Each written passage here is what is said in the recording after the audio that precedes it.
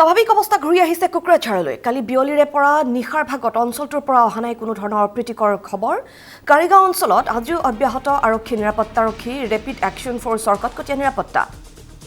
আজি সেনাই কৰিব ফ্লেগ মাৰ্চ। ৰেপিড একশ্যন ফ'ৰ্চৰ দুটাকৈ কোম্পানীৰ লগতে সেনা CRPF মোতায়েন কৰা হৈছে অঞ্চলটোত।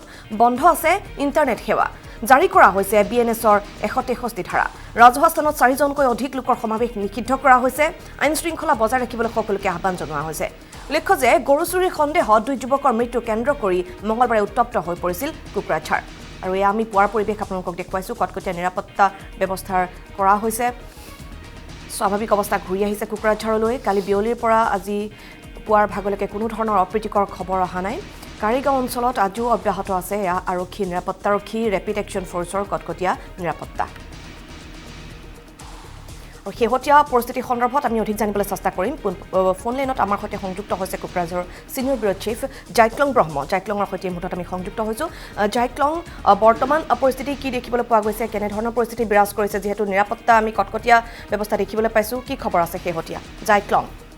নিশ্চয় মেদিনী, আজি যিটো ৰাতিপুৱা বা ৰাতি নিশাৰ ভিতৰত কোনো অপ্ৰীতিকৰ ঘটনা আমাৰ হাতলৈ অহা নাই। আৰু আমি এতিয়া যিটো ঘটনা হৈছিল যোৱাকালি এই কাৰিগাঁও অঞ্চলত ইতিমধ্যে আহি পাইছোঁ। আমি আহি পেলাই এতিয়া ক'ব ল'লোঁ ইয়াতে কেইটামান ৰিলিফ কেম্পো বনোৱা হৈছে, যিটো অস্থায়ী শিবিৰ বনোৱা হৈছে, যিহেতু সেইটোৰ মাজত ভিতৰত আতংক আছে। আতংকটো ভয়, যিটো আতংক বা ভয় ভাৱ এইটো এতিয়াও গুচি যোৱা নাই।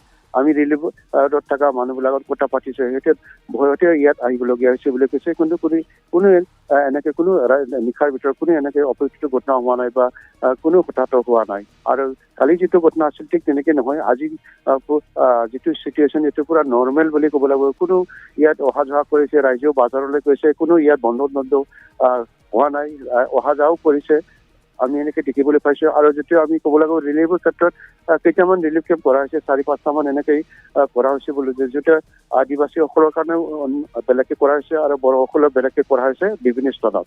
আৰু যিটো জিলা প্ৰশাসনে ইতিমধ্যে যথেষ্ট কটকটীয়া ইয়াত নিৰাপত্তা মোতায়েন কৰিছে। আমি উল্লেখ কৰিবলৈ যিহেতু ৰেপিড একশ্যন ফ'ৰ্চ ইতিমধ্যে আছে। আৰু যিটো নিশাৰ ভিতৰত গোটেই কেম্পতে ইয়াত আৰক্ষী বাহিনী ইয়াতে 12জনকৈ বা 6জন এনেকে গোটেই নিশা ৰিলিফ কেম্পতে সিহঁতে থাকিবলৈ হৈছে। গোটেই ইয়াত এনেকে ঠিক তেনেকে ডিউটি দিয়া আমি দেখিবলৈ পাইছোঁ। আৰু যিটো আৰ্মীৰ কথা কৈছে, আৰ্মীয়ে নিশাৰ ভিতৰতে এবাৰ ঘূৰিছে বুলি কৈছে ইয়াত স্থানীয় ব্যক্তিসকলে। আৰু আমি জানো অলপ আগতে আমি ইয়াত দেখা পাইছে 31 ৰাষ্ট্ৰীয় যিটো 27 নং যিটো ৰাষ্ট্ৰীয় ঘাইপথ, এইফালেদি আৰ্মীৰ অহা যোৱা কৰাটো আমি দেখিবলৈ পাইছোঁ। আৰু আমি জানিব আজি আৰ্মীয়ে ফ্লেগ মাৰ্চ কৰিব বুলি ইতিমধ্যে আমি গম পাইছোঁ। তথাপিও নিশাৰ ভিতৰতো আৰ্মীয়ে ঘূৰি ফুৰিছে বোলে, য'ত ঘটনা হৈছে তাত ঘূৰি ফুৰিছিল বুলি আমাক ব্যক্তিয়ে জনাইছে। আৰু আৰক্ষী মোতায়েন ৰিপ্ৰেকশ্যন ফ'ৰ্চ যিটো যথেষ্ট কৰিছে, তাৰ কাৰণে একো ঘটনা হোৱা নাই বুলি আমি ক'বলৈ বিচাৰিছোঁ। এই ক্ষেত্ৰত জিলা প্ৰশাসন বা যিটো এডমিনিষ্ট্ৰেটিভ লেভেলত যিটো কটকটীয়া নিৰাপত্তাৰ কাৰণে কোনো ঘটনা হোৱা নাই বুলি ক'ব লাগিব। কিন্তু